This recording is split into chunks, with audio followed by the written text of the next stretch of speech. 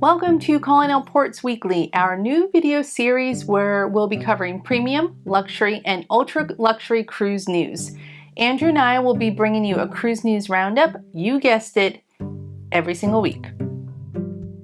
So what should you expect? In each episode, we'll bring you headlines, a few featured stories, and a deals desk segment with info about exceptional cruise sales and new itinerary announcements.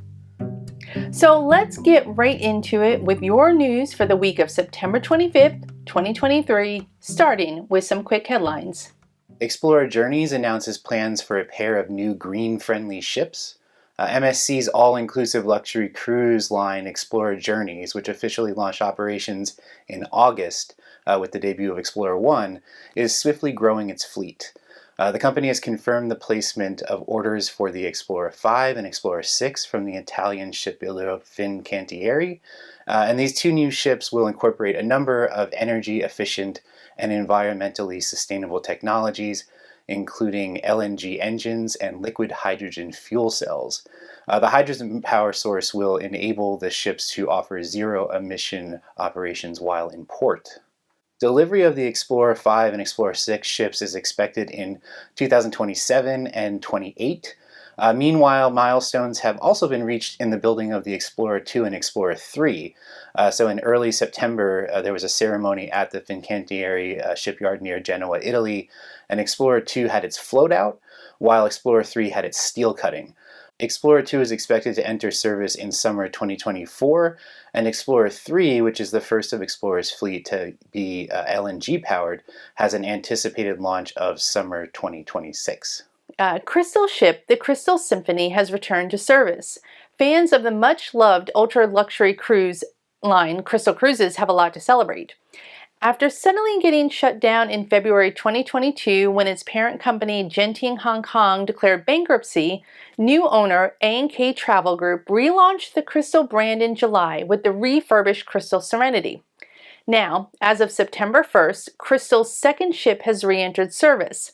The Crystal Symphony has had its inaugural voyage from Athens to Istanbul and will spend the remainder of 2023 sailing itineraries in Australia, New Zealand, and other destinations in Oceania. For the near future, the Crystal brand will only be operating these two ships, the Serenity and the Symphony. The former Crystal Cruises vessel, the Crystal Endeavour, which was brand new in 2021, was sold off to the Royal Caribbean Group and now operates as Silversea's Silver Endeavour. However, the reimagined Crystal has also announced that they have plans to build 4 ships in the next 6 years, and those will be 2 classic ocean ships and 2 expedition vessels. Cunard is rolling out Starlink Wi-Fi service to its entire fleet. You can now add Cunard to the growing list of cruise lines that are adopting SpaceX Starlink low Earth orbit satellite broadband internet system aboard its ships. Wi-Fi access is becoming an essential service for many cruisers and not only a perk. And Starlink Maritime promises more reliable Wi-Fi connections at even faster speeds while at sea. Cunard began implementing Starlink technology back in June, and the company is now promising that the service will be available across its fleets by the end of 2023. That means Starlink Wi-Fi will reach all public spaces and staterooms on board the Queen Mary II, Queen Victoria, and Queen Elizabeth before the new year. Cunard's newest ship, the Queen Anne, will come with Starlink connectivity in place when it arrives in May 2024. Windstar Cruises announces James Beard Foundation affiliated guest chefs and itineraries for 2024. Windstar is continuing its partnership with the James Beard Foundation, the US-based culinary arts nonprofit that celebrates the best in American gastronomy, including hosting the James Beard Awards, which are widely regarded as the Oscars of the food world. Windstar is the official cruise line of the James Beard Foundation, and through this partnership, they will host select culinary-themed cruises every year where James Beard award-winning chefs sail on board and cook their dishes. The 2024 lineup of visiting chefs features 3 diverse young chefs.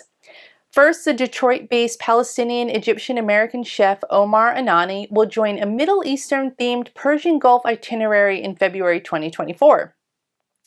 French-trained chef Tanya Holland of Brown Sugar Kitchen in Oakland, California, she was also a top chef contestant, will join a May 2024 cruise of Spain, Portugal, and France.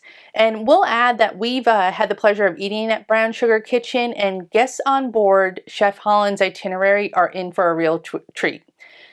Then, the St. Louis-based Balkan chef Lauren Knowledge will be leading a Venice to Athens-based cruise of the Adriatic in August to September of 2024. So foodies, take notice.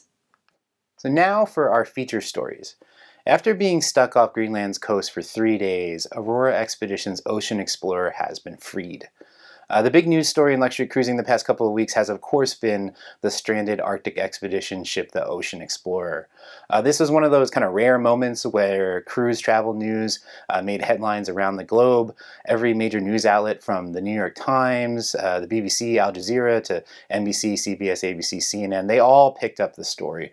Many of them also kind of sensationalizing the fact that this was a luxury ship with passengers paying between $15,000 and $33,000 per person for the 17-day voyage. It was quite a dramatic scene, to be sure. The expedition cruise ship, which originated out of Norway and was carrying 206 passengers and crew, was above the Arctic Circle, headed toward Alpfjord in a remote region of eastern Greenland, when it ran aground off the coast of the Northeast Greenland National Park. The Ocean Explorer is owned by the Danish expedition cruise ship company Sunstone, yet this particular voyage was being chartered by the Australian adventure travel brand Aurora Expeditions, which is a very experienced cruise travel operator, even having won the World Travel Award for World's Leading Polar Operator as recently as 2020. The ship ran aground on Monday, September 11th. No other ships capable of conducting a rescue operation were in the immediate area, and inspection vessels from the Danish-run Joint Arctic Command, which operates search and rescue operations in the waters around Greenland and the Faroe Islands, initially weren't expected to reach the Ocean Explorer for 4 days. The good news is that there were no reported injuries on board the ship. There was no damage to the ship's hull. The ship had power and plenty of food and resources, and there was no pollution threat to the environment. Within the first couple days, surveillance planes and Danish naval units from the Sirius Dog Sled Patrol were able to make contact with the Ocean Explorer and confirm that everyone on board was safe. Various news outlets in contact with Ocean Explorer passengers reported that everyone on board was in good spirits and taking the incident in stride. Passengers on board were from mostly Australia, as well as New Zealand, South Korea, the UK, and the US. The Ocean Explorer is a new vessel. It was only just built in 2021, and it was outfitted as a well-appointed luxury cruise ship. The weather was also reportedly sunny and clear most of the time the ship was stuck. The crew put on special entertainment for the guests, including towel origami workshops and Northern Lights watch parties. Personally, I particularly like the one guest who was quoted in multiple press reports as joking that her biggest concern was running out of alcohol.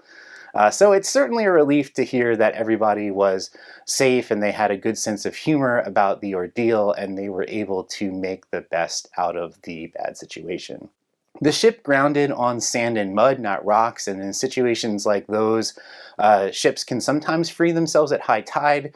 However, floating free on its own proved unsuccessful for the Ocean Explorer. Rescue vessels did arrive as early as Wednesday, only 2 days after the grounding, though the first few attempts to free the cruise ship failed. But ultimately, the Terrajaj, a fisheries research vessel from the Greenland Institute of Natural Resources, was able to pull free the Ocean Explorer on the morning of Thursday, September 14th. So details on how exactly the ship came to run aground remain unclear, though initial statements from Greenlandic law enforcement indicated that an investigation was underway and no one had been charged or arrested. By all accounts, this was an isolated and extremely unusual incident. Arctic and Antarctic expedition cruises are hugely popular and extremely safe. Danish broadcaster DR reports that there have been 600 cruises in Greenland in 2023 alone. Holland America announces pioneering global fresh fish program with world-renowned chef Masaharu Morimoto. The premium cruise line is transforming its dining experience with an innovative initiative that connects with a network of 60 ports to source and serve 80 varieties of fresh fish aboard all of its restaurants.